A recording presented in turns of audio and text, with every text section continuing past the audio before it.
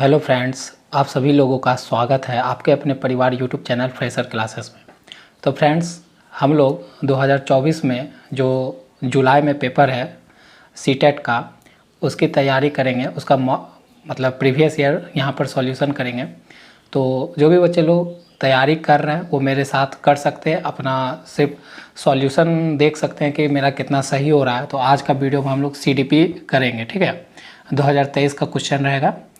तो करते हैं स्टार्ट। पहला क्वेश्चन लेते हैं। एक रिवीजन के फॉर्म पे मैं पहली बार वीडियो बना रहा हूँ, तो एक रिवीजन के फॉर्म पे लेंगे, ठीक है। जो भी पढ़ चुके होंगे या कुछ नए होंगे फ्रेशर, तो वो यहाँ पर तैयारी कुछ कर सकते हैं मेरे साथ। तो चलिए पहला क्वेश्चन लेते हैं। पहला क्वेश्चन बोल रहा है कि डिस्ग्राफिया क्या है। तो डिस्ग्राफिया, पहला ऑप्शन पढ़ लेते हैं। पहला ऑप्शन दिया जा रहा है कि एक भाषण विकार है। डिस्ग्राफिया क्या है ना, देखिए डिस्ग्राफिया एक बीमारी है, ठीक है। डिस्ग्राफिया क्या आपका एक बीमारी होता है। मैं सही से लिख देता हूँ थोड़ा। डिस्ग्राफिया एक तरह का बीमारी है। ये तो समझ गए कि डिस्ग्राफिया क्या एक बीमारी है, लेकिन कैसा बीमारी है ये आपको ऑप्शन पढ़ने से पता चलेगा, ठीक है। तो एक भाषण विकार है जिसकी विशेषता हकलाना और उच्चारण में त्रुटि करना है। पहला ऑप्शन हो गया। दूसरा ऑप्शन पढ़ते हैं। एक गति युक्त विकार है। गति युक्त का मतलब क्या हुआ कि जैसे मोशन में, जिसकी विशेषता स्थूल पेशियाँ बाधित होती है। स्थूल पेशियाँ मतलब जैसे चलने, दौड़ने में, तैरने में कुछ ऐसा विकार है जिसे हम लोग नहीं कर पाते, नहीं तैर पाते, नहीं दौड़ पाते। क्या ऐसा कुछ विकार है ये? चलिए ये भी समझ गए होंगे। अभी समझते हैं, पहले सारा ऑप्शन एक बार पढ़ लेते हैं। तीसरा है एक तंत्रिका विकार है जिसकी विशेषता अक्षरों और आकारों को बनाने में कठिनाई है। बोल रहा है एक तंत्रिका विकार है, एक नर्वस सिस्टम का ये विकार है, डिफेक्ट है, जिसकी विशेषता अक्षरों और आकार को बनाने में कठिनाइयाँ हैं। क्या ये है? और जिनको मालूम चल गया होगा वो तो आंसर अपने मन में लिख सकते हैं, कमेंट वे में भी लिख सकते हैं, ठीक है। और चौथा ऑप्शन है एक मनोवैज्ञानिक विकार है जिसकी विशेषता ध्यान का अभाव और आवेगशील व्यवहार है। तो क्या लग रहा है, जो भी बच्चे लोग वीडियो देखे तो उनको क्या लगा? जो तैयारी कर चुके होंगे उनको तो आसान होगा। तो पहला का आंसर क्या लग रहा है कि डिस्ग्राफिया जो होता है ये ऑप्शन 3 राइट हो जाएगा कि ये एक तंत्रिकीय विकार होता है, ठीक है। ये कैसा विकार होता है? एक तंत्रिकीय विकार होता है जिसकी विशेषता क्या होती है? अक्षरों और आकार को बनाने में कठिनाइयाँ होती है। याद रखिएगा, ये इससे क्या पॉइंट निकला कि डिस्ग्राफिया कहाँ का विकार है? तो तंत्रिकीय विकार है। इसमें क्या दिक्कत होता है? तो अक्षरों और आकार को बनाने में क्या होता है? कठिनाइयाँ होती है। तो ऑप्शन आपका राइट हो गया 3 इस क्वेश्चन का, डिस्ग्राफिया क्या, ठीक है। आगे बढ़ते हैं। प्रतिभावान बच्चों को शिक्षित करने का उपागम। उपागम का मतलब उपाय, ठीक है। उपागम को मतलब समझे उपाय। क्या उपाय है कि जैसे प्रतिभावान बच्चों को शिक्षित करने का उपागम जो उन्हें असामान्य रूप से तीव्र गति से पाठचर्या के माध्यम से आगे बढ़ाता है, क्या कहलाता है? मतलब प्रतिभावान बच्चे कितना IQ इसका कितना होता है? IQ लेवल होता है 140 प्लस, ठीक है। तो ऐसे बच्चे जिसका IQ लेवल 140 प्लस होता है वो आपका प्रतिभावान बच्चे में आ जाते हैं, ठीक है। तो उसका बोल रहा है कि उसको अगर आपको शिक्षित करना है तो उसके लिए आपको क्या उपाय अपनाते हैं? उसमें असामान्य रूप से तीव्र गति से पाठचर्या के माध्यम से आगे बढ़ाते हैं, तो वो क्या कहलाता है?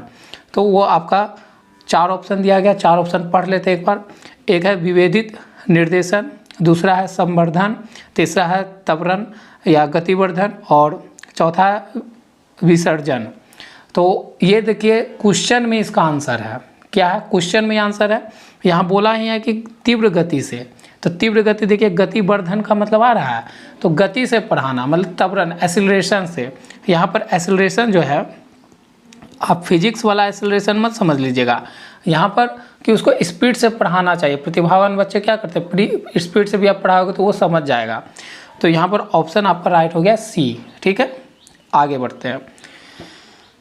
शिक्षक जो समावेशी कक्षाओं की दिशा में काम कर रहे हैं। समावेशी का मतलब क्या होता है? सबको साथ लेकर, सबका साथ सबका विकास, यही हुआ अभी का नारा में, तो यही चल रहा है। तो समावेशी मतलब क्या हुआ कि सबको साथ लेकर चलना है, ठीक है। तो एक ऐसी कक्षा का निर्माण करना है जहाँ पर सब साथ पढ़े, चाहे विकलांग बच्चा हो, चाहे सामान्य हो, चाहे विशिष्ट हो, चाहे कोई भी जाति धर्म से आते हो, सब बच्चे को एक ही विद्यालय में एक साथ शिक्षा देने का ही विधि को क्या कहते हैं, समावेशी शिक्षा कहते हैं। तो समावेशी यहाँ कक्षा बोला है तो एक ही कक्षा में सबको पढ़ाना है। तो बोल रहा है कि एक शिक्षक जो है समावेशी कक्षा ले रहा है, ठीक है, जिसमें सब तरह के बच्चे हैं, हर तरह का जाति धर्म सब तरह के हैं, विकलांग, नॉर्मल, विशिष्ट, साधारण, सब तरह के बच्चे आए हुए हैं, ठीक है।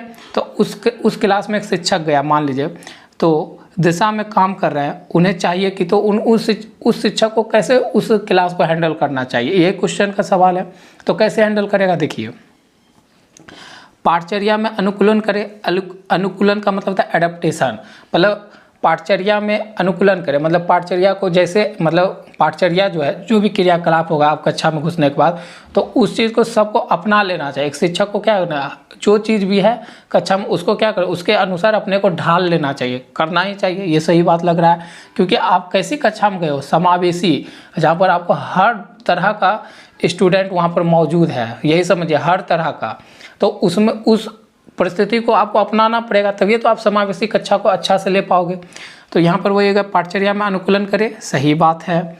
विविध दृष्टिकोण को शामिल करें, हाँ विविध दृष्टिकोण है, क्योंकि अलग अलग तरह का बच्चा बैठा हुआ है, तो कुछ अलग कोई बोलेगा, कुछ अलग बोलेगा, तो आपको क्या करना होगा, दृष्टिकोण भी कैसा रखना होगा, विविध तरह का रखना होगा। तो ऑप्शन 2 भी सही है। अपने स्वयं के अंतर्निहित पूर्वाग्रहों की जांच करें। अपने स्वयं के अंतर्निहित पूर्वाग्रह की जांच करें। पूर्वाग्रह का मतलब क्या हुआ कि जैसे हम शिक्षक हैं, अब मेरा कुछ अपना मत होगा, तो अपना मत होगा, और आप एक चल गए समावेशी कक्षा में जहाँ पर बहुत सारे लोगों का अपना अपना मत होगा, और से कक्षा में आप घुस के अपना मत लेकर, तो आपको उनके अनुसार, मत के अनुसार आपको अपना मत को क्या करना होगा, चेंज करना होगा कुछ समय के लिए, ठीक है। सामने रखिए, लेकिन सामने वाले जो भी स्टूडेंट हैं उनके मन को ठेस ना पहुंचे, क्योंकि आप समावेशी कक्षा में जहाँ पर विविध प्रकार के बच्चे बैठे हुए हैं, तो अपना जो भी आपका मन में पहले से जो आपका कंसेप्ट बना हुआ है, उस कंसेप्ट को उस पर नहीं थोपना है, उसको क्या करना है, उसको थोड़ा चेंज करके, मॉडिफाई करके आपको बता देना है, ठीक है। तो ये समझ में आया। तो अपने स्वयं के अंतर्निहित पूर्वाग्रह को जांच करें, ये भी सही है। विविधता को एक बाधा के रूप में समझे। आप समावेशी कक्षा में आप गए और आप उसको विविधता को एक बाधा के रूप में समझिए, तो ये तो गलत बात है। तो बोल रहा है कि क्वेश्चन तीसरा यही बोल रहा था कि एक शिक्षक समावेशी कक्षा की दिशा में काम कैसे करे। तो पहला ऑप्शन सही, दूसरा ऑप्शन सही, तीसरा ऑप्शन सही। बाधा के रूप में तो आप देखना ही नहीं है, निगेटिव आपको सोचना ही नहीं, निगेटिव लेके नहीं चलना है। तो 3 को सही है, 3 पॉजिटिव बात है, तो 3 किस ऑप्शन में है। जिस ऑप्शन में चौथा है वो तो नहीं होगा, तो ऑप्शन 4 नहीं होगा, ऑप्शन 4 नहीं होगा, ऑप्शन 4 नहीं होगा। तो 1 2 3 सही है, तो ऑप्शन 2 राइट है। आगे बढ़ते हैं। शैशवा अवस्था में सामाजिकरण की डैश संस्थाएं प्रमुख रूप से महत्वपूर्ण है। शैशवा अवस्था का समय काल क्या होता है, जन्म से 2 वर्ष, यही होता है शैशवा अवस्था का समय काल। तो शैशवा अवस्था में जो सामाजिकरण होता है, आप शैशवा अवस्था तो आप लोग समझ रहे होंगे कि 2 वर्ष, ये जन्म से लेकर 2 वर्ष का इसका आयु सीमा होता है शैशवा अवस्था का। तो उसके लिए जो सामाजिकरण की डैश संस्थाएं प्रमुख रूप से महत्वपूर्ण है। तो इसके लिए कौन सी, इसका सामाजिकरण कैसे होगा, ये समाज की जो रीति रिवाज है, संस्कृति है, परंपरा है, उसको कहाँ से पहले सीखेगा। शैशवा अवस्था है तो माँ की गोदी में रहता है, तो माँ से ही तो कनेक्ट होगा ना। तो पहला परिवार उसके माँ पिता, उसका घर ही तो हो गया सामाजिकरण। तो ये किसके अंतर्गत आता है, अगर परिवार से ही परिवार पहला उसका सामाजिकरण है, तो ये परिवार किस में आता है, प्राथमिक में आता है। किस में आता है, प्राथमिक में आता है। किस में आता है, प्राथमिक सामाजिकरण में आता है। तो इसलिए यहाँ पर प्राथमिक एक ही में दिख रहा है, तो ऑप्शन आपका 2 राइट हो गया, समझ गए। शैशवा अवस्था में जो बच्चे का गोदी में है, एक माँ के गोदी में छोटा सा बच्चा जन्म से 2 साल का, वो तो बाहर तो चला नहीं जाएगा अपना सामाजिकरण विद्या ग्रहण करने के लिए, ज्ञान ग्रहण करने के, मित्र बना लेगा, नहीं बना पाएगा। तो वो परिवार में माँ के गोदी में रहेगा, माँ को देखेगा, माँ क्या बोलती है, क्या लैंग्वेज भाषा यूज करती है, तो वही उसका सामाजिकरण हो गया, पहला परिवार ही हो गया। तो परिवार अगर पहला सामाजिकरण में उसका निर्माण करने में महत्वपूर्ण है, तो इससे समझ में आ रहा है कि वो प्राथमिक स्तर में गिनाता है परिवार, प्राथमिक सामाजिकरण में। तो आपका ऑप्शन क्या हो जाएगा, राइट 2 हो जाएगा, ठीक है। आगे बढ़ते हैं। लेव वायोगोत्स्की के अनुसार, ये तो आपका थ्योरम है तो ये थोड़ा पढ़ना पड़ेगा, लेकिन चलिए ये सब भी मैं आपको थ्योरी पढ़ाऊंगा एक साथ, ठीक है। तो अभी कर लेते हैं क्वेश्चन कि लेव वायोगोत्स्की के अनुसार इस चार ऑप्शन में क्या लगता है। तो एक आपको इस क्वेश्चन को मैं शॉर्ट कर देता हूँ कि लेव वायोगोत्स्की जो किस सिद्धांत पे दिए थे, ये भाषा पे आधारित अपना सिद्धांत दिए थे। एक चीज़ याद रखिएगा तो आपका बहुत ही काम आसान हो जाएगा। ये अपना जो सिद्धांत दिए थे ये भाषा के आधार पर समाजीकरण को जोड़ने का बात कहे थे कि भाषा जरूरी है समाजीकरण में जुड़ने से, क्योंकि आप भाषा सीखे रहोगे तभी तो आप बाहर निकलोगे, दोस्त के साथ स्कूल जाओगे, मार्केट जाओगे तो बात करोगे, अपना विचार को कैसे व्यक्त करोगे, तो भाषा से तो करोगे, तब आपका कम्युनिकेशन अच्छा होगा। तो समाजीकरण से जुड़ने के लिए सबसे ज़रूरी मेन क्या चीज़ है, भाषा। तो लेव जो वायोगोत्स्की थे वो भाषा पर आधारित समाजीकरण का निर्माण का सिद्धांत दिए थे। तो यहाँ से ऑप्शन क्या लग रहा है, सामाजिक कारक भाषा विकास को प्रभावित करती है। सामाजिक कारक भाषा विकास को नहीं प्रभावित करती है, ये नहीं है। संज्ञानात्मक विकास भाषा विकास को सुगम बनाती है, ये भी नहीं है। भाषा विकास और संज्ञानात्मक एक दूसरे से स्वतंत्र रूप से विकसित है, नहीं स्वतंत्र नहीं, एक दूसरे का रिलेटिव है, तो ये भी नहीं होगा। भाषा विकास संज्ञानात्मक विकास को सुगम बनाती है। हाँ, आप भाषा विकास आपका अगर घर में परिवार में पहले आप भाषा सीख लेते हो माँ पापा से, उसके बाद पहले घर आपका समाजीकरण बनता है, फिर थोड़ा पड़ोस होता है, फिर पड़ोस से विद्यालय जाते हो तो दोस्त बनता है, या पड़ोस में ही आप बात करते हो, तो कैसे भाषा से तो अपना कम्युनिकेट कर पाते हो ना। तो भाषा समाजीकरण के लिए ज़रूरी है, न कि समाजीकरण हो जाएगा तब भाषा होगा, नहीं, पहले भाषा आएगा तब समाजीकरण या संज्ञानात्मक जिसे बोल सकते हैं, ठीक है। तो आपका ऑप्शन 4 राइट हो जाएगा, ठीक है। आगे बढ़िए। लॉरेंस कोहलबर्ग के नैतिक तर्क के किस स्तर पर बच्चे आमतौर पर मानते हैं कि लोगों को समाज की अपेक्षाओं पर खरा उतरना चाहिए और अच्छे तरीके से व्यवहार करना चाहिए। देखिए क्या क्वेश्चन बोला, बहुत अच्छा क्वेश्चन है। लॉरेंस कोहलबर्ग ये सब जो है ना, ये सब मतलब शिक्षा शास्त्री थे जो अपना सिद्धांत दिए हैं, ठीक है। तो शिक्षा शास्त्र थे तो ये सिद्धांत थोड़ा पढ़ना पड़ेगा, मैं पढ़ा दूंगा एक एक करके, कंप्लीट करवाऊंगा। सिर्फ आप लोग का मदद चाहिए, आप लोग का हेल्प चाहिए कि अगर आप लोग पढ़ने में इंटरेस्टेड है तो इस वीडियो को अच्छा से लाइक कमेंट, और जो भी बच्चे आपके फैमिली फ्रेंड में अगर तैयारी कर रहे हैं सीटेट के लिए सिस्टर, तो उन सबको आप शेयर कर सकते हो, ठीक है। और सपोर्ट करिए, ठीक है, क्योंकि मैं वीडियो बनाता था फिर वापस आया हूँ। तो चलिए बात ज़्यादा नहीं करेंगे, लास्ट में कर लेंगे, नहीं तो वीडियो लॉन्ग हो जाएगा। तो देखिए लॉरेंस कोहलबर्ग के नैतिक तर्क के, इतना याद रखिए कि लॉरेंस कोहलबर्ग ना अपना एक सिद्धांत दिए थे। ये किस पे आधारित सिद्धांत दिए थे, नैतिकता पर दिए थे, ठीक है। तर्क किस स्तर पर बच्चे आमतौर पर मानते हैं कि लोगों को समाज के अपेक्षाओं पर खरा उतरना चाहिए और अच्छे तरीके से व्यवहार करना चाहिए। तो लॉरेंस कोहलबर्ग ना नैतिकता पर अपना सिद्धांत दिए थे। इस क्वेश्चन में बोल रहा है कि अपेक्षाओं पर खरा उतरना चाहिए और अच्छे तरीके से व्यवहार करना चाहिए। किस स्टेज में होता है, ये कुछ स्टेज दिए थे, 6 स्टेज दिए थे, ठीक ना। तो स्टेज पूछ रहा था किस स्टेज पर होता है, तो ये होता है आपका पारंपरिक स्तर पर। किस पे होता है, पारंपरिक स्तर पर ये होता है कि बच्चा ये समझने लगता है कि समाज के अपेक्षाओं पर खरा उतरना चाहिए और अच्छे तरीके से व्यवहार करना चाहिए। तो ये किस स्टेज में होता है, पारंपरिक स्तर पर होता है, ठीक है। आगे बढ़ते हैं। ये अभिकथन और कारण वाला है, ठीक है। ये थोड़ा क्वेश्चन फंसाता है, लेकिन इसका भी एक मैं थोड़ा सा आपको शॉर्ट ट्रिक बता दूंगा कैसे हो इसका जवाब देना है।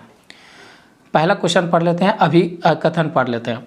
शिक्षकों और साथियों जैसे अधिक जानकार अन्य लोगों के साथ बातचीत शिक्षार्थियों को उनकी समझ और कौशल विकसित करने में सहायता करने के लिए आवश्यक समर्थन और मार्गदर्शन प्रदान कर सकती है, ठीक है।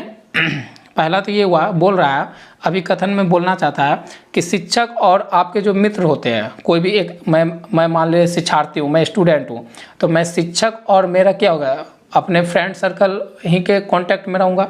जैसे अधिक जानकार लोग, तो ये सब क्या होता है, अधिक जानकार लोग होते हैं। अन्य लोगों के साथ बातचीत शिक्षार्थियों को उनकी समझ और कौशल विकसित करने में सहायता करती है। तो जो शिक्षार्थी होता है, जो स्टूडेंट होता है, वो अपने शिक्षक से, अपने साथी से बात करता है, तभी तो उसको क्या होता है, उसका समझ और उसका कौशल का क्या होता है, विकास होता है। सहायता करने के लिए आवश्यक समर्थन और मार्गदर्शन प्रदान कर सकती है। सही बात है, कर सकती है, ये बात क्या है, एकदम टोटल करेक्ट, सही है। अब कारण देखते हैं। सामाजिक संपर्क सीखने और विकास का एक प्रमुख घटक है। सही बात है। आपको अगर सामाजिक रीति रिवाज कोई भी आप सीखते हैं तो कैसे सीखते हैं? विद्यालय में जो टीचर बोलता है, जो टीचर का बातों का प्रभाव हम लोग को बहुत अच्छा पड़ता है ना, तो उसी से सीखते हैं। और फ्रेंड सर्कल में खेलते खेलते सीखते हैं, उनसे बातचीत करते करते सीखते हैं, घूमने जाते हैं कहीं पर तो उनसे सीखते हैं कि नहीं? तो ये भी सही लग रहा है। तो दोनों बात सही है, तो दोनों बात सही होगा। तो गलत वाला तो होगा नहीं, पहले उसको इरेज कर देते हैं। जहाँ भी गलत है वहाँ तो होगा नहीं। और हमेशा याद रखना, अब इस क्वेश्चन ऑप्शन 2 और ऑप्शन 3 में देखो क्या है कि ए और आर दोनों सही है। ए और आर दोनों सही है, सही तो दोनों है, तथा आर ए की सही व्याख्या करता है, आर ए की सही व्याख्या नहीं करता है। तो इस क्वेश्चन में मारने के लिए क्या ना, बहुत समय टेकिंग लगता है। तो मैं आपको एक निंजा टेक्निक बताता हूँ कि अगर आपका अभिकथन और कथन दोनों राइट हो जाए, ठीक है, तो 99.1% बोल सकते हैं कि आपका क्या होगा कि दोनों सही होगा, तो उसका व्याख्या भी कर रहा होगा। तो आप हमेशा मार देना ऑप्शन 2, मतलब व्याख्या कर रहा होगा, एक दूसरे का रिलेटेड जुड़ा होगा, नहीं वाला मत मारना। अधिकतर में क्या होता है इस केस में, अगर दोनों सही है तो दोनों एक दूसरे का व्याख्या कर रहा होता है, तो उसी को सही मान के मार देना है। ठीक है, आगे बढ़ते हैं। अधिगम के लिए आकलन का मुख्य लक्ष्य क्या है? क्वेश्चन पूछा अधिगम। अधिगम मतलब क्या होता है? सीखना। ठीक है, तो सीखने के लिए आकलन का मुख्य लक्ष्य क्या होता है? मतलब आकलन करना मतलब ऑब्जर्वेशन करना होता है। हिंदी में, इंग्लिश में बोलेंगे तो ऑब्जर्वेशन। तो आप कोई भी चीज़ सीख रहे हो तो उसके लिए क्या ऑब्जर्वेशन का मुख्य लक्ष्य क्या होना चाहिए? कि उन विद्यार्थियों की पहचान करना जिन्हें धीमे सीखने वालों के रूप में वर्गीकृत किया जाए। कभी भी आपको वर्गीकृत वाला मतलब छांटने वाला डिवीजन रूल नहीं अपनाना है, अंग्रेजों जैसा बांटो और राज करो वाला तो कभी नहीं अपनाना है। तो ये गलत, कभी भी आपको वर्गीकरण नहीं करना चाहिए बच्चों के बीच में। ठीक है, विद्यार्थियों के प्रदर्शन का मूल्यांकन करना और ग्रेड देना नहीं, ये भी चीज़ नहीं करना चाहिए। ग्रेड देने से और विद्यार्थियों का मूल्यांकन आप करो, लेकिन ग्रेड अगर दे देते हो तो एक दूसरे में हीन भावना उत्पन्न होने लगता है कि नहीं? तो ये भी नहीं कर सकते हैं, क्योंकि हम लोग यहाँ पर क्या कर रहे हैं, सीखने का ऑब्जर्वेशन कर रहे हैं। विद्यार्थियों को प्रतिकृष्ट प्रदान करना जिसका उपयोग उनके अधिगम में सुधार के लिए किया जा सकता है, ये सही है। विद्यार्थियों के प्रदर्शन की तुलना एक मानक के तय पैमाने पर करना चाहिए, ये भी नहीं करना चाहिए। ये भी अगर आप जैसे परसेंटाइल है उस पर अगर एक मानक सेट करके उसका विद्यार्थी का आप आकलन करोगे तो वो थोड़ा सा निगेटिव भाव जाता है बच्चों के मन में, तो ये नहीं है। आपको यहाँ आकलन करना है तो ऑप्शन 3 सही लग रहा है। ठीक है, ऑप्शन 3 आपका सही भी है। आगे बढ़ते हैं। किस आयु में बच्चे शब्दों के खेल में शामिल हो सकते हैं और ऐसे चुटकुलों और पहेलियों को पसंद कर सकते हैं जिनमें शब्दों का खेल शामिल हो? देखिए क्या अच्छा क्वेश्चन है एकदम। किस आयु में, आयु पूछ रहा है कि बच्चे शब्दों के खेल और खेल में शामिल हो सकते हैं। शब्दों का खेल जैसे पहेली उली होता है ना, उस तरह का शामिल हो सकते हैं और चुटकुलों और पहेलियों को पसंद कर सकते हैं। वही बात मैंने बोला कि चुटकुलों और पहेलियों शब्दों का खेल है, तो इस खेल में किस आयु के बच्चे शामिल हो सकते हैं? तो जिनमें शब्दों का खेल शामिल हो, तो बताइए। 4 ऑप्शन है। 12 वर्ष में, 12 वर्ष में तो नॉर्मल हो ही जाएगा। 1 वर्ष का तो नहीं होगा, 1 वर्ष शब्द ही नहीं पहचानता, माँ के गोद में रहता है तो उसको तो पता नहीं चलेगा, तो ये नहीं होगा। 3 वर्ष वाला भी नहीं, 3 वर्ष में भी नहीं पकड़ पड़ता है, भाषा उतना नहीं पकड़ पाता, वो माँ पापा बोलता है लेकिन भाषा नहीं पकड़े, ये नहीं होगा। हाँ, 7 वर्ष मिनिमम, मैक्सिमम तो 12 वर्ष में वो समझ नहीं जाएगा, खेलने लगेगा, लेकिन यहाँ मिनिमम से मिनिमम पूछा जा रहा है एज। तो यहाँ पर क्या होगा, 7 वर्ष से वो भाषा के खेल में जैसे पहेली और कहानियाँ समझने लगता है तो उस खेल में वो भाषा के खेल में भाग ले सकता है। तो आपका 7 वर्ष ऑप्शन राइट, सही ऑप्शन 4। आगे बढ़ते हैं। कैरल गिल्गिन ने कोहलबर्ग के नैतिक विकास के सिद्धांत की आलोचना की है। कैरन गिल्गिन, अब ये कौन थे मैं बता देता हूँ। कोहलबर्ग जो थे, अभी मैंने बोला कि ये नैतिकता का सिद्धांत दिए थे। कौन? कोहलबर्ग ने दिया था। ठीक है, और कोहलबर्ग के ये क्या थे, असिस्टेंट थे, मतलब इनके साथ काम करती थी। ये लड़की का नाम है कैरल गिल्गिन। तो ये इनकी असिस्टेंट थी, मतलब कोई प्रोजेक्ट पे कोलबर्ग काम कर रहे थे नैतिकता के सिद्धांत के विकास के लिए, तो उसका ये हेल्पर थी कैरल गिल्गिन, ठीक है, उसको मदद करती थी। लेकिन क्या हुआ ना कि सिद्धांत की आलोचना की थी ये, मतलब मान लीजिए आपका कोई सीनियर है, आप उसके साथ मिलकर काम कर रहे हैं और वो काम कर रहा है और आप पीछे से उसके आलोचना कर रहे हैं। आलोचना मतलब आप उसके पीछे खड़ा है, मतलब एक स्टेप पीछे है उसके लेवल में से, और आप उसकी आलोचना कर रहे हैं। सोचिए कितना हिम्मत है। तो किस सिद्धांत पर आपको उसका बुरा लगा होगा, तभी तो आलोचना किए होंगे।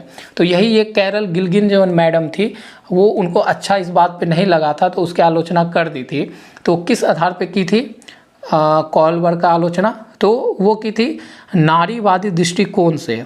किस आधार पर की थी? नारीवादी दृष्टिकोण से। ये इसलिए की थी क्योंकि कहानी सुन लीजिए यहीं पर, इसलिए की थी कि जो कोलबर्ग ने अपना नैतिक सिद्धांत जो दिया ना, वो मर्दों को देख के उसके मर्दों के इर्द गिर्द बनाया था।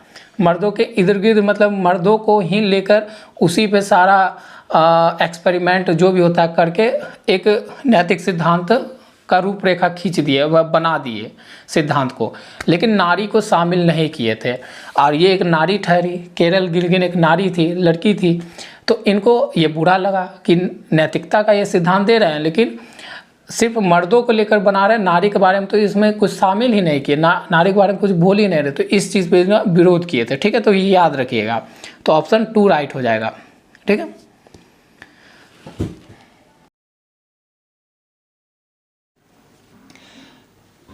तो अब अगला क्वेश्चन आपका 11 नंबर, ठीक है। तो 11 नंबर क्वेश्चन क्या बोल रहा है? जीन पियाजे के अनुसार, ठीक है, जीन पियाजे के अनुसार पूर्व संक्रियात्मक चिंतन की मुख्य विशेषताओं में से एक डैश है जो किसी स्थिति के एक पहलू पर ध्यान केंद्रित करने और दूसरे की अपेक्षा करने की प्रवृत्ति को संदर्भित करता है। क्या बोला ये? देखे, जीन पियाजे ये भी एक क्या थे? शिक्षा शास्त्री थे, ठीक है। तो इन्होंने भी क्या था, ये जो सिद्धांत दिए थे जीन पियाजे, वो याद रखिएगा वो संज्ञानात्मक विकास पे सिद्धांत दिए थे, ठीक है। तो संज्ञानात्मक विकास वो हम लोग थ्योरी करेंगे इनका, तो वो साथ साथ थ्योरी भी पढ़ लेंगे। तो मैं करवा दूंगा, अभी मैं क्वेश्चन पहला करवा रहा हूँ, तो आप लोग बस सपोर्ट बनाए रखिएगा। तो मैं मोटिवेट हूँगा तभी फ्रेंड्स कर पाता हूँ, डिमोटिवेट में कोई काम नहीं होता, इसलिए आप मोटिवेशन ज़्यादा से ज़्यादा करिए, ठीक है। तो जीन पियाजे ने एक सिद्धांत दिया था किसका? संज्ञानात्मक विकास का। तो उनमें है ना वो 4 स्टेज बताए थे, ठीक है। संज्ञानात्मक विकास किसी भी बच्चे में 4 स्टेज बताए थे। तो उसमें एक स्टेज का यहाँ पर व्याख्या है, क्या बोल रहा है कि जो किसी स्थिति के एक पहलू पर ध्यान केंद्रित करे। मतलब मान लीजिए कि मैं एक बच्चा हूँ, स्टूडेंट हूँ, और मैं बोल रहा हूँ कि यही सही है, यही सही है, यही सही है। तो ये क्या हो गया? एक ही चीज़ पे मैं ध्यान केंद्रित कर दिया कि यही सही है तो यही सही है, और दूसरे की अपेक्षा करने की प्रवृत्ति को संदर्भित करता। मतलब कोई चीज़ के लेकर अगर मान लीजिए डिस्कशन हुआ, बातचीत हो रहा है क्लास में, या 2 बच्चे वहीं ले लेते एग्जाम्पल, मैं बोल रहा हूँ कि यही सही है। जैसे वो वाला याद है, जैसे बोर्ड पे लिख देता है कि ऐसे 9, तो एक लड़का यहाँ बैठा है, एक लड़का यहाँ बैठा है, तो इधर वाला को दिखता है 9, उधर वाला को दिखता है 6, ठीक है। तो वो बोलता है कि 9 9, उधर बोलता है 6 6। तो क्या बोलता है कि अपने अपने पे केंद्रित है, मतलब अपना ही सही मानना, दूसरे का सुनना ही नहीं कि वो क्या बोल रहा है, कम से कम सुनना चाहिए कि नहीं सुन रहा है, और अपने बात पे केंद्रित है कि नहीं हम ही सही है, हम ही सही है, हम ही सही है।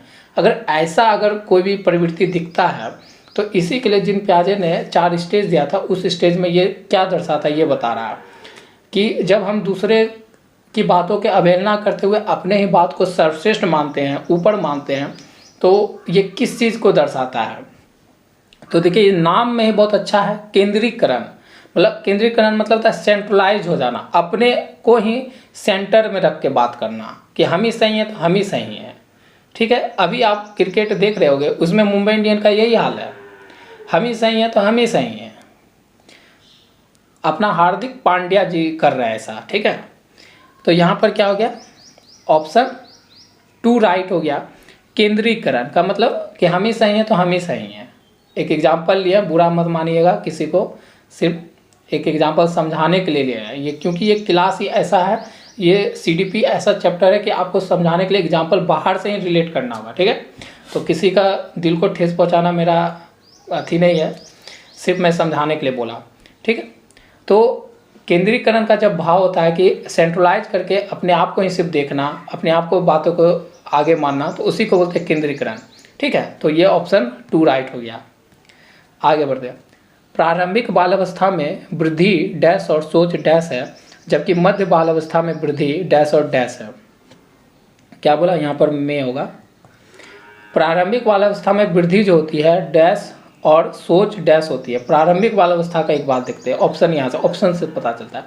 जो प्रारंभिक बाल अवस्था होता है, प्रारंभिक बाल अवस्था, देखिए जो बचपन है उसको 4 कैटेगरी में बांटा गया। एक शैशवावस्था, एक प्रारंभिक बाल अवस्था, एक मध्य मतलब प्रारंभिक बचपन, एक मध्य बचपन और एक है किशोरावस्था। तो प्रारंभिक बाल अवस्था में क्या होता है कि आपका जो वृद्धि होता है वो एक तरह का क्या होता है कि वो थोड़ा स्थिर होता है। वृद्धि क्या होता है, थोड़ा स्थिर होता है। स्थिर 2 ऑप्शन में, धीमी तो नहीं होता है, स्थिर होता है, ठीक है। कुछ हद तक आत्म केंद्रित होता है, सही बात है। अगर मान लीजिए 0 से 2 वर्ष आपका शैशवा अवस्था में चला जाता है, ये काल है शैशवा अवस्था का। फिर 2 से 6 आपका हो गया क्या है,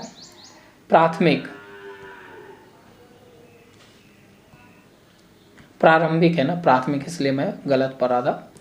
आपका है प्रारंभिक क्या है, बाल अवस्था, प्रारंभिक बाल्य अवस्था, ठीक है।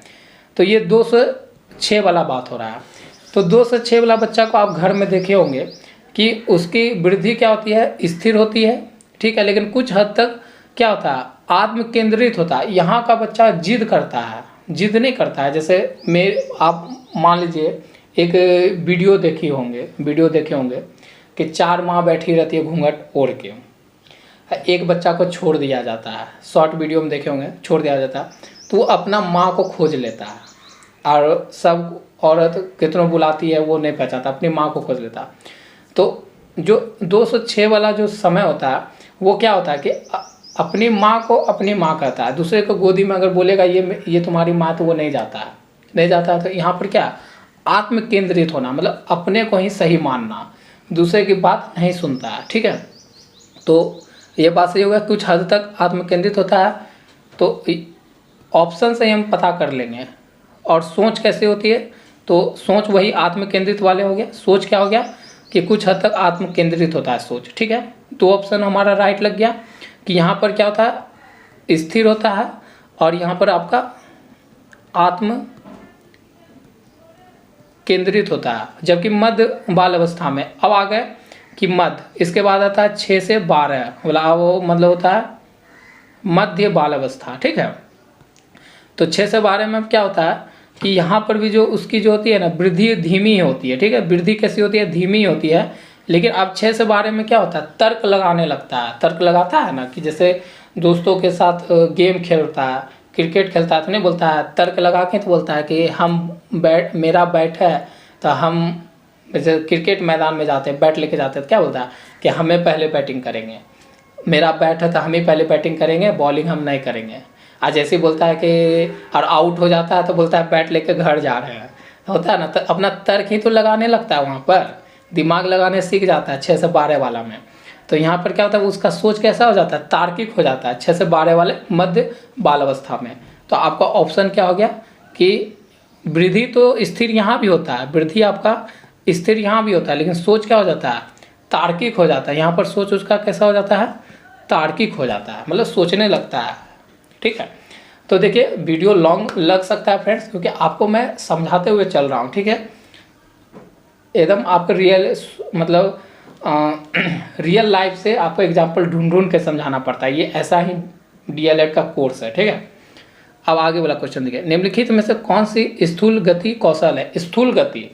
स्थूल गति कौशल का मतलब क्या होता है कि इसे हम बोलते हैं स्थूल गति, मतलब पूरे एक अगर शॉर्ट में समझना है स्थूल का मतलब, तो जिसमें क्या है, जिसमें आपका पूरे शरीर का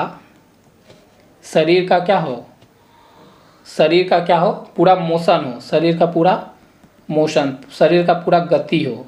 कहने का मतलब ऐसा कोई भी कार्य जिसमें आपका पूरा शरीर का क्या लगता हो, एफर्ट लगता हो। एफर्ट मतलब पूरा शरीर का क्या लगता हो, एफर्ट लगता हो। हाथ भी हिलता हो, पैर भी हिलता हो, शरीर बॉडी भी हिलता हो, ठीक है, तो सर भी हिलता हो, सारा मतलब पूरा, उसी को बोलते हैं स्थूल गति। तो उसी में आप 4 ऑप्शन दिया, उसमें चूज करिए। तो बुनाई कैसे करते हैं, 2 चीज़ है, घर में देखे होंगे, ऐसे ऐसे बुन रहे हैं। तो यहाँ पर बुनाई में सिर्फ हाथ का ये वाला कलाई का ही तो काम हो रहा है, क्या पूरा शरीर का हो रहा है, नहीं हो रहा है।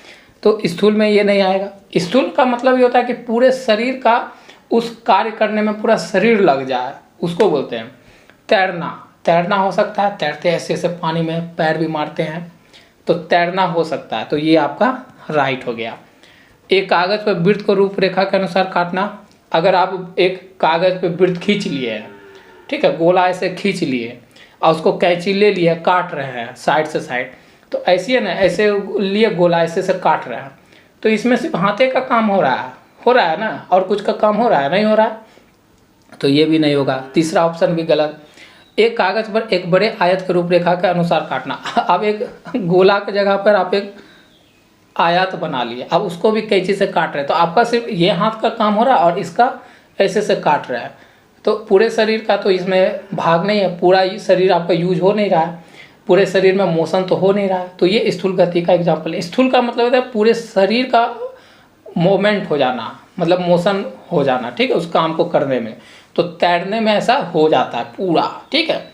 तो आपका ऑप्शन बी राइट हो गया, तैरने में। आगे बढ़ते हैं। भौतिक वृद्धि और विकास।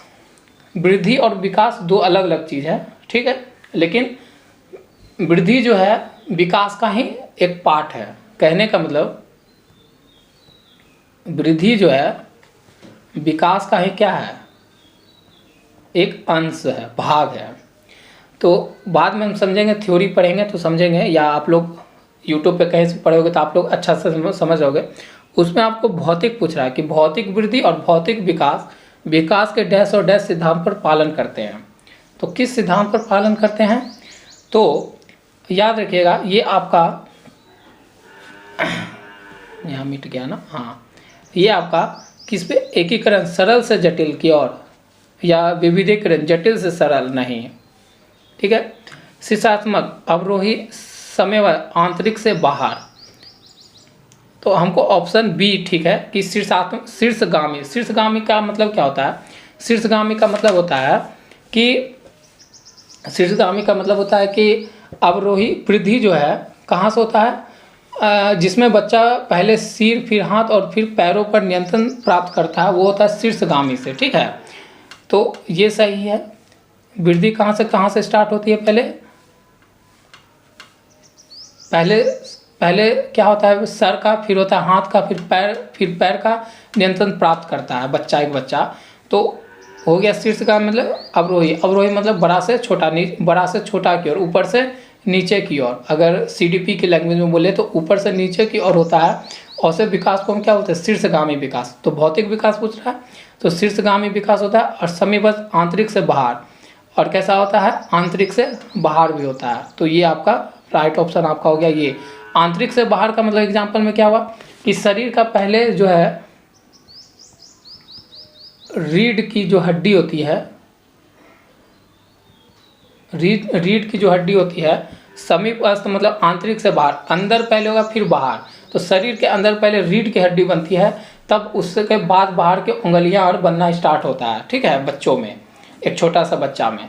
तो इसी को बोलते हैं समीपस्थ बोलते हैं, उसको क्या बोलते हैं, समीपस्थ बोलते हैं। तो ऐसा विकास होता है, ठीक है। पहले रीढ़ की हड्डी बनती है, तो अंदर में रीढ़ की हड्डी शरीर के अंदर, तो उसका फिर उंगलियां का बाहर की हड्डी बनना स्टार्ट होता है। तो हमारा हो गया समीपस्थ। और शीर्षगामी विकास होता है पहले सिर का विकास, फिर हाथ कंधे का विकास, फिर पैर का विकास, फिर नियंत्रण प्राप्त करता है एक बच्चा। देखिएगा, एक छोटा बच्चा घर में होता है, तो पहले वो क्या होता है, अपना सिर को कॉन्सेंट्रेट करना, सिर पर नियंत्रण प्राप्त करना सीखता है, फिर वो हाथ पैर थोड़ा चलाना सीखता है, फिर वो पैर पे कंट्रोल करता था ना, चलने लगता है 6 महीना और में थोड़ा 7-8 महीना में चलता है। तो पहले सिर पे, फिर हाथ पे और फिर पैर पे। तो इस तरह का जो विकास होता है या वृद्धि होती है, इसी को बोलते हैं शीर्षगामी विकास। और समीपस्थ का मतलब होता है पहले अंदर का भाग विकसित होता है, फिर बाहर का भाग, इसे बोलते हैं समीपस्थ। ठीक है, तो यहाँ वही पूछा कि भौतिक वृद्धि और विकास के डैश और डैश सिद्धांत को पालन करते हैं। तो किसको? समीपगामी और समीपस्थ विकास को, सिद्धांत को अनुसरण करते हैं। ठीक है, तो आपका ऑप्शन 2 राइट हो गया। आगे बढ़ते हैं। हार्वर्ड गार्टनर के अनुसार एक दर्शन शास्त्री के पास डैश प्रकार की बुद्धि और मूर्तिकार के पास डैश प्रकार की बुद्धि की मात्रा अधिक होती है। ठीक है, कितना अच्छा क्वेश्चन है। आप जब पढ़ोगे थ्योरी में, या जो बच्चे पढ़ लिए होंगे, तो हार्वर्ड गार्टनर से परिचित होंगे। हार्वर्ड गार्टनर क्या थे? जो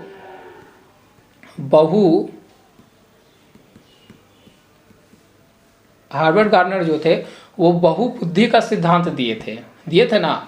बीने ने कहा था कि बुद्धि एक ही प्रकार का होता है, और बीने हो गए। उसके बाद एक और थे स्पेयरमैन, वो बोले थे कि 2 प्रकार की बुद्धि होता है। लेकिन जो हार्वर्ड गार्टनर थे वो बोला बुद्धि 2 प्रकार का भी नहीं होता, बुद्धि बहुगामी होता है, मतलब बहुत प्रकार के बुद्धि होते हैं दुनिया में। तो ये ने बहुगामी में भी 8 बुद्धि बताया कि 8 प्रकार के बुद्धि होते हैं। हार्वर्ड गार्टनर ये बात बताए थे, बुद्धि पर ये अपना सिद्धांत दिए थे, लॉजिक। ठीक है, तो उसी में पूछ रहा है कि 8 बुद्धि तो होता है, उसमें बोल रहा है कि जो दर्शन शास्त्री होते हैं उसके पास किस प्रकार का बुद्धि होता है, और जो मूर्तिकार होते हैं उसके पास किस प्रकार का बुद्धि होता है। वो 8 में आ जाते हैं। जब आप थ्योरी पढ़ोगे ना तो वो 8 आ जाते हैं। मैं भी यहाँ पर पढ़ाऊँगा, तो चिंता मत करिए, पूरा पढ़ाया जाएगा, सिर्फ आप लोग सपोर्ट करते रहिएगा। तो यहाँ पर क्या होता है, जो दर्शन शास्त्री होते हैं, दर्शन शास्त्री जो घूमते हैं, समाज को देखते हैं घूम फिर कर, उसी को दर्शन शास्त्री कहते हैं। तो उनका जो बुद्धि होता है, उनका बुद्धि कहता अंत व्यक्तित्व का होता है। कैसा होता है? अंत व्यक्तित्व, मतलब अपने अंदर जो होते हैं ना, वो अंदर का ज्ञान उनको ज़्यादा होता है। ठीक है, जो क्या साधु संत जिसको बोलते हैं होता है ना, वो अंतर ज्ञान टाइप के होते हैं कि अपने, मतलब उनको अपने अंदर खोजते हैं, ढूंढते हैं, बाहर नहीं ढूंढते वो दुनिया को, अपने अंदर जो ढूंढ लेता है उसी को बोलते हैं साधु संत। यही काम करते हैं ना अकेला में बैठ के। तो दर्शन शास्त्री, तो इसका कैसा होता है? अंतर व्यक्तित्व होते हैं। और जो मूर्तिकार होता है वो होता है दिक् स्थान।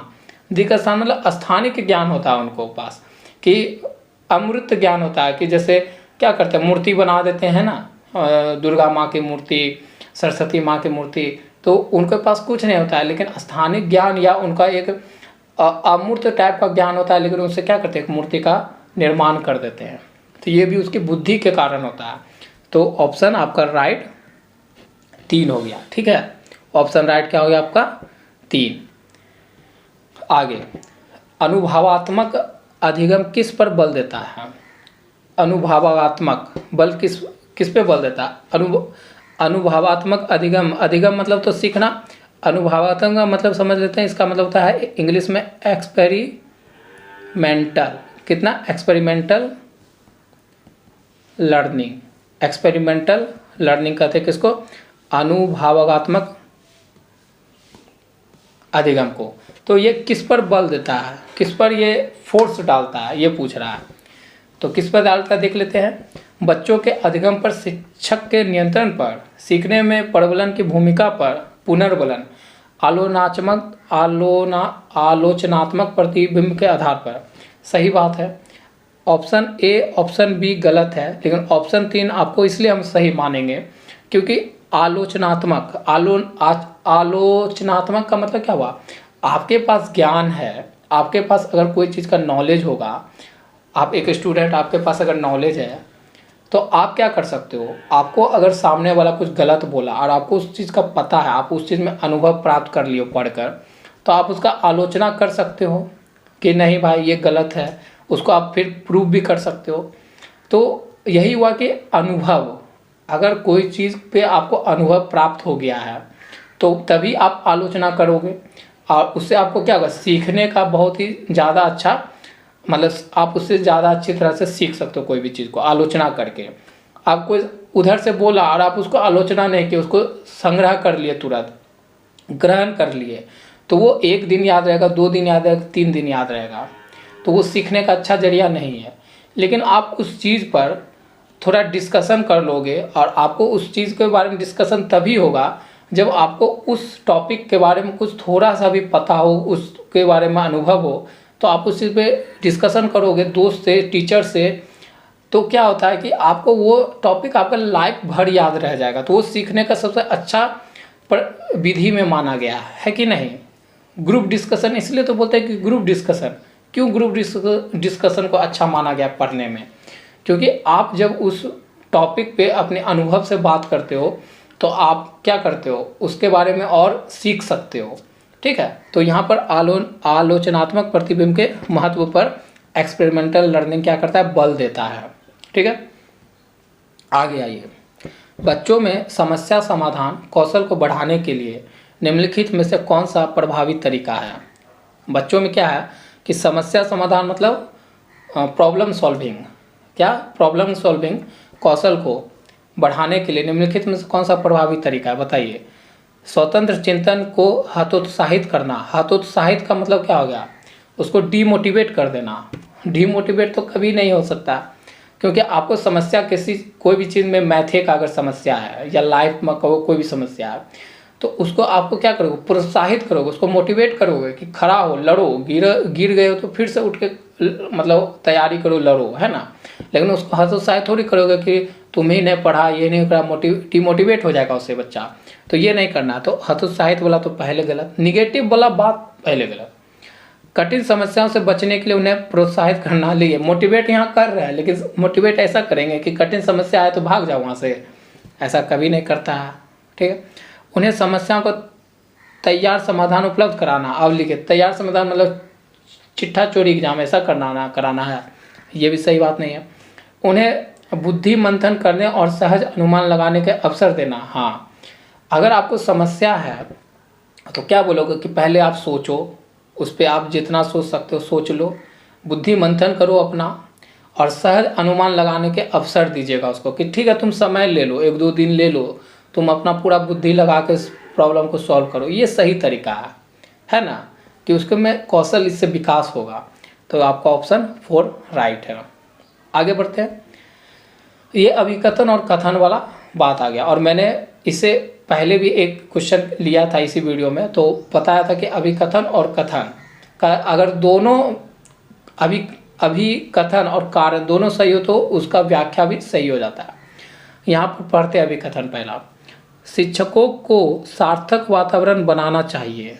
शिक्षकों को क्या बनाना चाहिए, सार्थक वातावरण बनाना चाहिए, जिसमें सभी बच्चों की सक्रिय भागीदारी और संलग्नता हो। शिक्षकों को सार्थक वातावरण बनाना चाहिए। सार्थक मतलब क्या, पॉजिटिव इन्वायरमेंट। तो एक शिक्षक को पॉजिटिव इन्वायरमेंट बनाना चाहिए, सही बात है, बनाना चाहिए, जिसमें सभी बच्चों की सक्रिय भागीदारी हो, जिसमें सभी बच्चे क्या करें, भाग ले सके, सही बात है, और संलग्नता हो, मतलब सभी शामिल हो और उसमें भाग लो, एक ही बात हो गया। ठीक है, संलग्नता। तो ये बात तो सही लग रहा है कि एक पॉजिटिव इन्वायरमेंट बनाकर उसमें पॉजिटिव इन्वायरमेंट रहेगा तभी तो सभी बच्चे उस कोई भी चीज़ है, कोई भी कार्यक्रम है या कार्य हो तो उसमें जुड़ेंगे, भाग लेंगे। तो ये बात सही है। अब कारण पढ़ते हैं। सभी बच्चे आंतरिक रूप से सीखने के लिए प्रेरित होते हैं और सीखने में सक्षम होते हैं, सही बात है। अगर आप एक पॉजिटिव इन्वायरमेंट दोगे बच्चों को सीखने के लिए, तो देखो उसके अंदर क्यूरियोसिटी तो अपना होता ही है, जिज्ञासा अपना होता है, क्रिएटिविटी। अगर उसको एक पॉजिटिव माहौल दे जाए तो वही बाहर निकलता है कि नहीं। हर बच्चे में अपना एक गुण होता है, तो सीखने के लिए प्रेरित होगा, सही बात है, सीखने में सक्षम भी होगा, सही बात है। अगर उसको पॉजिटिव इन्वायरमेंट एक शिक्षक मुहैया करा दे, या कहीं भी ये चीज़ एग्जाम्पल आप घर में भी कहीं भी ले लो, तो बच्चा खुद भाग लेने के लिए तत्पर होगा और अपनी बात को कहेगा, क्योंकि उसमें डर नहीं रहेगा, डर निकल जाएगा। तो ये सही है। तो यह तो गलत बताया, लेकिन दोनों सही है, तो ये गलत। यार दोनों सही आर से व्याख्या करता है। ये बात मैंने बोला था कि जब दोनों सही हो जाए तो दोनों सही मार दीजिएगा, 99% ये सही होता है, गलत वाला तो कभी नहीं होगा। तो ऑप्शन 2 राइट हो गया। आगे आते हैं। निम्नलिखित में से कौन सी प्रक्रिया अधिगम के दौरान योगदान नहीं देती है। अधिगम मतलब क्या होता है, सीखना, लर्निंग जिसे बोलते हैं इंग्लिश में, योगदान नहीं देता है। यहाँ पर नहीं पे जोड़ दीजिएगा, यही क्वेश्चन में फंस जाते हैं आप लोग, नहीं पढ़ते नहीं और क्वेश्चन मार देते हैं आंसर। तो नहीं पे ध्यान देना है कि अधिगम के दौरान योगदान नहीं देता है, मतलब निगेटिव थोड़ा सोचिए।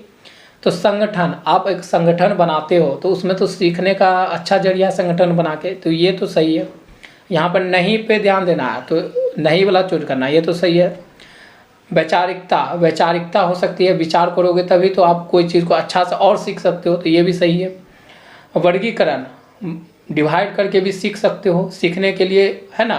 जैसे हम ही लोग का इतिहास है, अब आप लोग सब तैयारी करने वाले बच्चे होंगे, आप बोलता है कि भारत के इतिहास को अगर पढ़ना है तो पढ़ते हैं ना, लुसेंट के पहला पंक्ति पढ़ते हैं लुसेंट का, तो बोलता है ना कि भारत के इतिहास को पढ़ने के लिए शिक्षा शास्त्रियों ने इसे वर्गीकरण किया 3 भागों में, प्राचीन भारत, मध्य भारत और आधुनिक भारत, मध्यकालीन भारत और आधुनिक भारत। तो क्यों वर्गीकरण किया, टॉपिक को क्यों बांट दिया, इतिहास को एक में रखता पढ़ा देता। तो क्या होता है, वर्गीकरण इसलिए किया जाता है कि आपको सीखने में क्या हो, अच्छा सहूलियत हो। तो वर्गीकरण करना सीखने के रूप में बहुत अच्छा माना गया है, माना जाता है, माना गया है, ठीक है। तो वर्गीकरण तो सही है, लेकिन यहाँ पूछा है कि सीखने में योगदान नहीं देती है। तो गैर प्रासंगिकीकरण, गैर मतलब ये तो उल्टा एंटी दिखा ही रहा है, और एंटी वाला कभी भी सटीक नहीं हो सकता। तो आपका ऑप्शन राइट हो गया 4, ठीक है। आगे बढ़ते हैं। निम्नलिखित में से कौन सा एक ऐसे प्रश्न का उदाहरण है, ठीक है, प्रश्न का उदाहरण है जिसमें विद्यार्थी को अपनी सोच पर विचार करने की आवश्यकता होती है। देखिए 4 उदाहरण, मतलब नीचे जो भी ऑप्शन दिया गया वो उदाहरण है, ठीक है, जिसमें विद्यार्थी को अपनी सोच पर विचार करने की आवश्यकता होती है, अपनी सोच पर विचार करना पड़ता है उसको। वाक्य में संज्ञा और क्रिया के बीच क्या संबंध है, क्या ये बच्चे में सोच विकसित करेगा। वाक्य में संज्ञा और क्रिया के बीच क्या संबंध है, ये सोच नहीं करेगा, क्योंकि आप मान लो डीएलएड कर रहे हो या आप यहाँ तक पहुँच गए हो पढ़कर, तो आप क्रिया और संज्ञा नहीं जानते होगे, तो इसके लिए आपको सोच क्या लगाना है, तो ये नहीं होगा। क्रिया की परिभाषा क्या है, क्रिया की परिभाषा क्या आपको पता नहीं है, ये भी नहीं होगा। इसमें सोच क्या लगाना है, आप पढ़ के आए बचपन से। आप क्रिया को वर्तमान काल में कैसे बदल सकते हो, लोग क्रिया को वर्तमान काल में कैसे बदल, क्रिया मतलब क्या होता है, वर्ब, इंग्लिश में बोलते हैं वर्ब। तो दौड़ना है तो वर्तमान काल में उसको कैसे दौड़ के दिखा सकते हैं, तो इसमें सोचना क्या है, इसमें सोच लगेगा, नहीं लगेगा। तो क्रिया को दर्शाने के लिए नहीं, सोच यहाँ नहीं लगेगा। सोच कहाँ पर लगेगा, ये बात है कि क्लास की मतलब कक्षा की शुरुआती से क्रियाओं के उपयोग के बारे में आपकी समझ कैसे बदली है, इस पे आप भलो सोच लगा सकते हैं कि आप मान लो पहली बार स्कूल गए, यहाँ एग्जांपल ले रहे हैं, पहली बार फिर स्कूल गए, डीएलएड का ही लेते एग्जांपल कि आप डीएलएड का विद्यालय में फर्स्ट दिन गए, फर्स्ट क्लास में नामांकन लिए और पहला दिन क्लास करने गए। तो पहला दिन गए, उसके बाद आप आए, ठीक है, यहाँ बोल रहा है ना कि कक्षा के शुरुआत से क्रियाओं के उपयोग के बारे में आपकी समझ कैसे बदली है। तो गए, क्लास किए और वहाँ के जो भी फैकल्टी थे, टीचर थे, उन सब से मिले, फ्रेंड से मिले, तो आपका यहाँ पर थोड़ा सोच क्या हुआ, सोच को आप विचार किए ना, सोच पे विचार करने में मिला कि हाँ टीचर अच्छे थे, क्लास का माहौल बहुत अच्छा था, बहुत अच्छे अच्छे रैंकर्स यहाँ पर एग्जाम मतलब नामांकन लिए, मेरा रैंक ये आया था तो हम भी हो गए इसमें, हमसे भी कुछ ज़्यादा रैंक वाले हुए हैं। तो यहाँ हमको सोचना पड़ रहा है, अपना सोच का अति करना पड़ रहा है, यूज करना पड़ रहा है। तो ऑप्शन 4 राइट है, ठीक है। निम्नलिखित में से कौन सा विफलता के लिए आंतरिक आरोपण का एक उदाहरण है। आंतरिक मतलब क्या, इनर, और आरोपण का मतलब क्या होता है, दोष करना, अपने को खेद प्रकट करना, मतलब अपने को दोष मतलब लगाना, अपने को दोष लगाना। आंतरिक आरोपण मतलब अपने को ही दोषी मानना, दोषी ठहराना। तो इस विफलता के लिए, और विफल हो गए मान लो, तो अपने को दोष ठहराओगे तो किस बात पे ठहराओगे, मुझे निम्न ग्रेड प्राप्त हुए क्योंकि शिक्षक कठोर तरीके से आंकते हैं, ये तो नहीं है। ये अपने को दोष मरने वाला, ये तो आप तो दूसरा पे मर दिए। किस पे मर दिए? शिक्षक पे तो मर दिए, अपने पे थोड़ी मरे, शिक्षक पे मर दिए। तो ये वाला तो नहीं होगा। मैं परीक्षा में फेल हो गया, ठीक है, यहाँ मैं आ गया। देखो आंतरिक वाला में अपने पे लेना है, जिम्मेदारी अपने पे लेना है कि मैं परीक्षा में फेल हो गया क्योंकि मैंने पर्याप्त पढ़ाई नहीं की। लेकिन ये चीज़ लेने के लिए बहुत हिम्मत चाहिए, है कि ना? बहुत हिम्मत। ऑप्शन 2 तो सही है। यहाँ पर मैं ही आ गया पहले में। शिक्षक के पक्षपाती होने के कारण मुझे अच्छे अंक नहीं। ये तो आप आंतरिक थोड़ा कर रहे हैं, शिक्षक पे डाल दे रहे हो। अपने विफलता का श्रेय किसको दे रहे हो? शिक्षक को। तो ये नहीं होगा। मैं परीक्षा में फेल हो गया क्योंकि मेरे दोस्त मेरा ध्यान भटका रहे हैं। ये आप तो दोस्त पे डाल दिए, तो ये भी नहीं होगा। तो यहाँ पर है कि, और ये जो बात है ना बहुत अच्छा है कि अपने आप, ठीक है, फेल हो गए, आप अच्छा नहीं किए, तो आपको अपने पर अगर देते हो तो सुधार बहुत तेज़ी से होता है कोई भी चीज़ में। और इसके लिए बहुत हिम्मत चाहिए कि अपने को माँ पापा को जो बात बोलने के लिए कि मैं इस बार अच्छा से नहीं पढ़ा इसलिए फेल हो गया, अगले बार कोशिश करूँगा पापा। तो इसके लिए हिम्मत भी बहुत चाहिए, है कि नहीं? तो ये ऑप्शन 2 राइट हो गया। आगे बढ़ते हैं। अभिकथन और कथन, देखिए 3 क्वेश्चन मिल गया ही लगा के। बहुत कम आयु में दुनिया भर में अधिकांश संस्कृतियों में बहुत कम आयु में, मतलब बहुत कम आयु में दुनिया भर मतलब पूरे वर्ल्ड की बात हो रहा है। अधिकांश संस्कृति में, संस्कृति बहुत है दुनिया भर में, है ना, उस सभी संस्कृति का बात हो रहा है। लड़कियां गुड़ियों को खिलौने के रूप में चुनती है। भाई सही बात है, लड़कियां अपने खेल के लिए किसको चुनती है? गुड़ियों को चुनती है कम आयु में। जबकि लड़के कारों के साथ खेलना पसंद करते हैं। और लड़के किसको चुनते हैं? अपने खेल के लिए कारों को पसंद करते हैं। और ये पूरे संस्कृति में बात हो रहा है, ठीक है, चाहे हिंदू संस्कृति हो, चाहे कोई भी संस्कृति हो, ठीक है, मुस्लिम संस्कृति हो या जैन संस्कृति हो, या अमेरिका चल जाओ वहाँ की संस्कृति हो, अफ्रीका चल जाओ वहाँ की संस्कृति हो, ऑस्ट्रेलिया चल वहाँ की संस्कृति हो, तो वहाँ देखोगे कि लड़कियाँ गुड़िया से ही खेलती होगी और लड़का खेलने के लिए कार ही खरीदता होगा, कार से ही खेलता होगा, ठीक है। तो ये बात तो सही है। अब कारण पढ़ते हैं। बच्चे किसी विशेष संस्कृति की अपेक्षाओं के आधार पर एक लड़का या लड़की के लिए क्या उपयुक्त माना जाता है, इसके बारे में जानकारी व्यवस्थित करते हैं और उनके अनुसार व्यवहार करते हैं। बच्चे किसी विशेष संस्कृति की अपेक्षाओं के आधार पर एक लड़के या लड़की के लिए क्या उपयुक्त माना जाता है, इसके बारे में जानकारी व्यवस्थित करते हैं और उसके अनुसार व्यवहार करते हैं। ये भी बात सही ही लग रहा है। ये भी बात क्या लग रहा है? सही ही लग रहा है हमको। तो दोनों, तो गलत वाला तो होगा नहीं, गलत वाला होगा नहीं, और दोनों सही है तो दोनों व्याख्या भी सही होगा। ऑप्शन 2 राइट होगा, ऑप्शन 3 गलत, ठीक है। मैंने ये आपको समझाया था। आगे, लेव वायोगोत्स्की मतलब लैब, कुछ ऐसे लिखेंगे। एल तो आया है ना, एल से हमेशा याद रखिएगा लैंग्वेज। क्या याद रखिएगा? लैंग्वेज। ये इनका जो सिद्धांत है वो किस पे आधारित था? लैंग्वेज पर सिद्धांत था। के अनुसार डैश बच्चों के संकल्पनात्मक योग्यताओं के विकास में महत्वपूर्ण भूमिका निभाता है। संकल्पनात्मक योग्यताओं के विकास में महत्वपूर्ण भूमिका निभाता है। संकल्पनात्मक मतलब क्या होता है? इंग्लिश में बोलेंगे तो कंसेप्चुअल एबिलिटी। क्या हुआ? Conceptual ability. किसका इंग्लिश लिखे हम? संकल्पनात्मक योग्यताओं का इंग्लिश होता है कंसेप्चुअल एबिलिटी। तो बोल रहा है कि लेव वायोगोत्स्की के अनुसार डैश बच्चों के संकल्पनात्मक योग्यताओं के विकास में महत्वपूर्ण भूमिका निभाती है। तो कौन निभाता है? कंसेप्चुअल, कंसेप्ट यहाँ पर आ रहा है, कंसेप्ट लग रहा है, तो किस पे लगेगा? मूर्त पुरस्कार पर नहीं, सामाजिक अलगाव पर नहीं, मानकीय पाठ्यक्रम नहीं, सहकर्मी सहयोग से। सहकर्मी सहयोग, अगर आपका सहकर्मी मतलब आपके साथ 3-4 दोस्त है, वो आपका सहयोग कर रहा है, तो वहाँ पर सहयोग जब करता है तो क्या आप किसी चीज़ को सहयोग करोगे किसी का, तो वहाँ पर आपका कंसेप्चुअल लगेगा ना एबिलिटी। तो आपका ऑप्शन 2 राइट हो गया, ठीक है।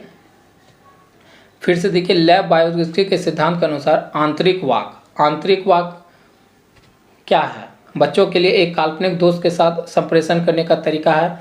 संज्ञानात्मक अपरिपक्वता के प्रतीक है। विकासात्मक देरी को संकेत है। बच्चों के लिए अपनी सोच के नियंत्रण करने का एक तरीका है। ये सही है। ऑप्शन ए, ऑप्शन 2, ऑप्शन 3 गलत है। आप समझाते क्यों।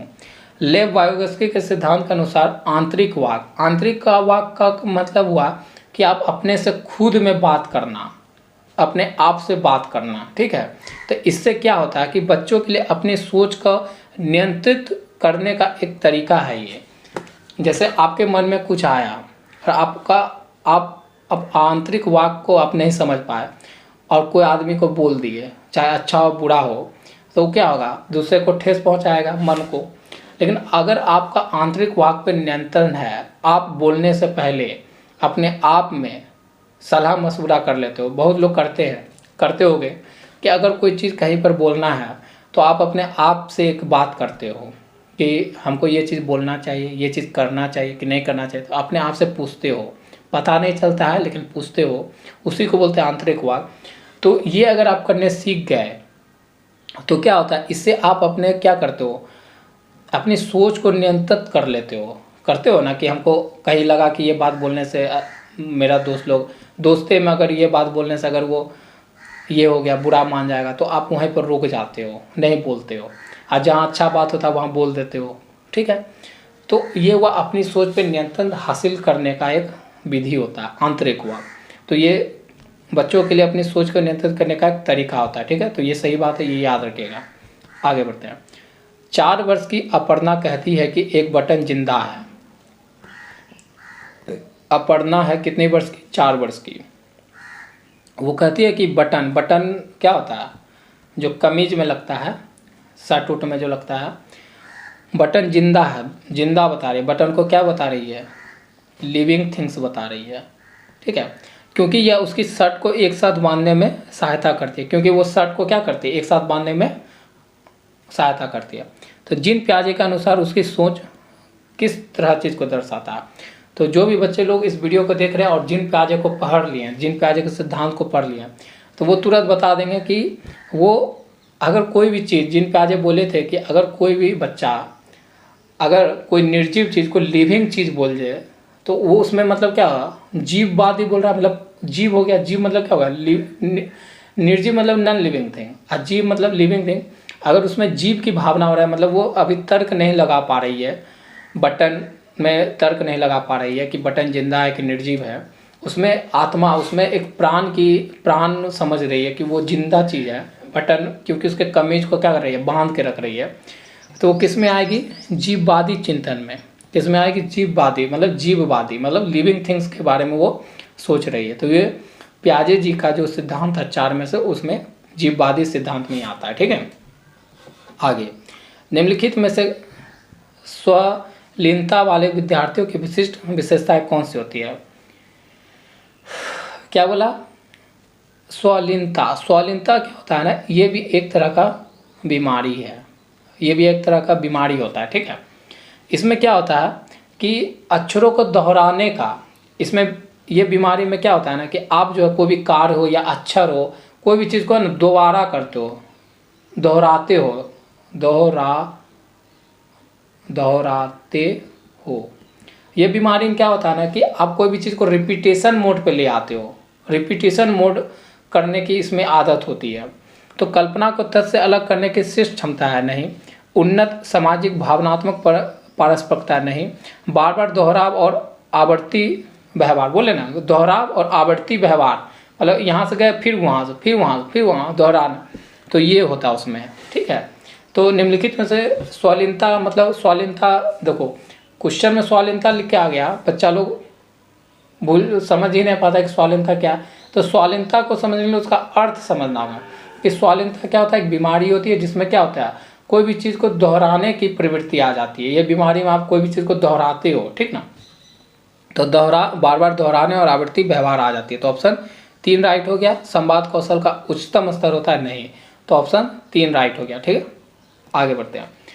अभिकथन है, विद्यार्थियों के बीच समालोचनात्मक चिंतन को सुगम बनाने के लिए, शिक्षक को उन्हें विविध परिस्थितियों और विविध दृष्टिकोण से अवगत कराना चाहिए। सही बात है, ठीक है। जब विद्यार्थी विविध मतभेदों के बीच बातचीत में संलग्न होते हैं तो वे समालोचनात्मक और रचनात्मक रूप से सोचने की अपनी क्षमता को सीखते और समृद्ध करते हैं। ये भी सही बात है। तो आपका मैंने बोला कि जहाँ भी दोनों सही हो जाए तो गलत वाला काटिए तो ऑप्शन 2 राइट हो जाएगा। ठीक है, आगे निम्नलिखित में से अधिगम का प्राथमिक लक्ष्य कौन सा होना चाहिए। अधिगम मतलब सीखने का प्राथमिक लक्ष्य कौन सा होना चाहिए। तथ्यों को रटना होना चाहिए। अधिगम को प्राथमिक लक्ष्य कौन सा होना चाहिए। रटना तो कभी नहीं है, सीखने में।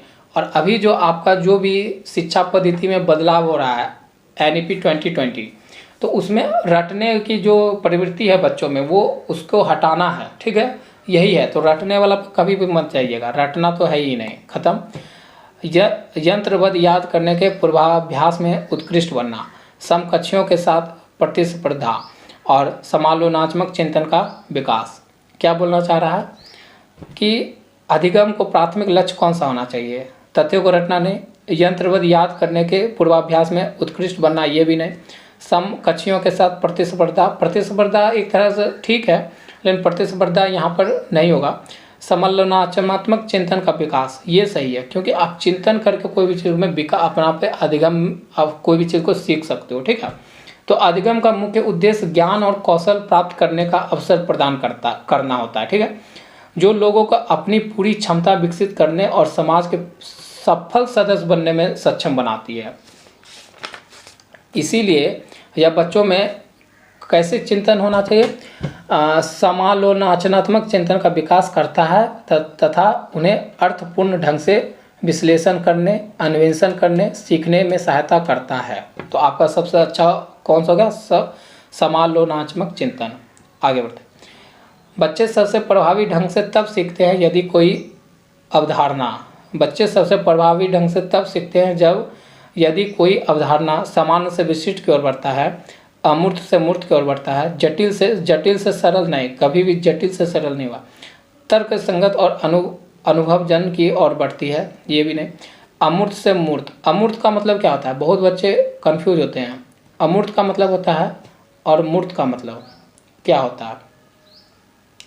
मूर्त का मतलब होता है ना कि अमूर्त का मतलब होता है कि कोई भी चीज़ कल्पना में रहना, सामने नहीं रहना, आपके सामने नहीं रहना, कल्पनाओं में रह सकता है। ठीक है, इमेजिनेशन कर सकते हो। ठीक है, वो हो गया अमूर्त। और मूर्त का मतलब जो चीज़ आपके पास देख के आप सीख सकते हो, या आप उसको देख रहे हो, सामने आप उसको देख पाते हो, तो ये हो गया मूर्त। ठीक है, तो कोई भी बच्चा प्रभावी ढंग से तब सीखता है यदि कोई अवधारणा क्या हो, अमूर्त से, मतलब पहले उसको चीज़ नहीं दिखा, पहले हम उसको बोल दिए कि मान लीजिए मोबाइल का ही लेते थे, पहले उसको अमूर्त फिगर बनाए मन में बोल के कि एक ऐसा डब्बाकार होता है, चौड़ाकार आयतकार का होता है, उसमें बटन होते हैं, उसमें एक स्क्रीन होता है, उसको मोबाइल कहते हैं, बोल दिए। अब फिर अगले दिन उसको क्लास में आए और उसको एक मोबाइल दिखा दिए, तो ये सीखने का अच्छा विधि है, या सामान्य से विशिष्ट की ओर बढ़ती है। तो हमेशा याद रखिएगा ना, सामान्य से विशिष्ट की ओर सीखने का सबसे अच्छा तरीका है पहले सिंपल चीज़ सिखाया जाए, फिर उसको धीरे धीरे बड़ा विशिष्ट की ओर, कठिन की ओर ले जाया जाए। तो सबसे अच्छा विधि ये है। ठीक है, तो ऑप्शन आपका ये हो जाएगा, सामान्य से विशिष्ट की ओर सीखने की जो प्रभावी ढंग है ये रहता है। विद्यार्थियों को सीखने की शैलियों में विविधता, सीखने की शैलियों में विविधता क्या बोल रहा है, को महत्व दिया जाना चाहिए और मानव विविधता के प्रतिबिंब के रूप में देखा जाना चाहिए। सही बात है ये कि उपेक्षा बात है। देखिए, विद्यार्थियों के सीखने की शैलियों में विविधता मतलब वैरायटी। ठीक है, तो अगर विद्यार्थियों के सीखने में विविधता है, कोई तुरंत सीख जाता है, कोई 2 दिन बाद सीखेगा, कोई किसी और तरीके से सीखता है, तो विविधता है ना, मतलब कोई एक ही चीज़ को सिखाना है तो कोई तुरंत सीखता है, कोई 1-2 दिन बाद उस पर अभ्यास करने के बाद सीखता है, और किसी को बहुत दिन बाद लग सकता है, और कोई दूसरे तरीक़ा से उसको सिखाइए तो वो चीज़ सीख लेगा। तो विविधता सीखने में होता ही है, सही बात मान रहे होता है, तो उसको महत्व देना चाहिए, बात सही है। तो पहला ऑप्शन रख लेते हैं। अभी यहाँ पर उसको अपेक्षा करना चाहिए, सीखने में जो विविधता है बच्चों के बीच में, क्या उसको अपेक्षा कर देना चाहिए, नहीं, अब निगेटिव बोला तो नहीं जाना। एक शिक्षण अधिगम प्रक्रिया के दौरान ध्यान में नहीं रखा जाना चाहिए, नहीं है यहाँ पर, ये भी गलत। को शिक्षण अधिगम प्रक्रिया में बाधा समझना चाहिए, नहीं, ये भी नहीं। निगेटिव बात को ध्यान काट ही देना, ठीक है। अगर बच्चे को सीखना और वो विविधता से सीख रहा है, वो विविधता के कारण सीखता है, मतलब अलग अलग तरीके से अगर सीखना चाहता है तो उसको हम स्वीकार करेंगे, उसको हम विविध, जो खेल के माध्यम से सीखेगा उसको खेल के माध्यम से सिखाएंगे, जो एग्जाम्पल दे के सीखना चाहिए एग्जाम्पल दे के सिखा देंगे, जो बोलेगा नहीं हमको डेमो देखे दिखाइए, हमको वो चीज़ देखे दिखाए, तो उसको हम चीज़ दिखा के सिखाएंगे, है कि नहीं। तो उसको हम सिखाएंगे, विविधता को हम स्वीकार करेंगे, उसको ये नहीं कि उसको डांट फटकार के बैठा देंगे, नहीं। तो को महत्व देना चाहिए, सही बात है, और मानव विविधता के प्रतिबिंब के रूप में देखा जाना चाहिए, ये बात सही, ऑप्शन 1 सही है। तो आपका इस तरह से 30 मैंने CDP का क्वेश्चन बहुत अच्छा था, मैंने कंप्लीट करवा दिया। आगे इसी तरह आप लोग का अगर सब वीडियो पहुंचता है तो आप सपोर्ट ज़रूर करिए, कमेंट करके करिए कि सर कंटिन्यू रखिए, आपका पढ़ाना अच्छा लग रहा है कि नहीं लग रहा है, ये भी कमेंट करके बताइए। और अगर वीडियो पसंद आए, अगर आप चाहते हैं कि इसको कंटिन्यू रखा जाए, तो आप ज़रूर सब्सक्राइब चैनल को करिएगा और अपने फ्रेंड सर्कल में या फैमिली सर्कल में वीडियो को रोटेट करिएगा, ठीक है। तो आपसे मिलते हैं नेक्स्ट वीडियो में, आज के लिए बस इतना ही। वीडियो देखने के लिए धन्यवाद, और थोड़ा सा मोटिवेट करिए फ्रेंड्स, ज़रूरी है, ठीक ना।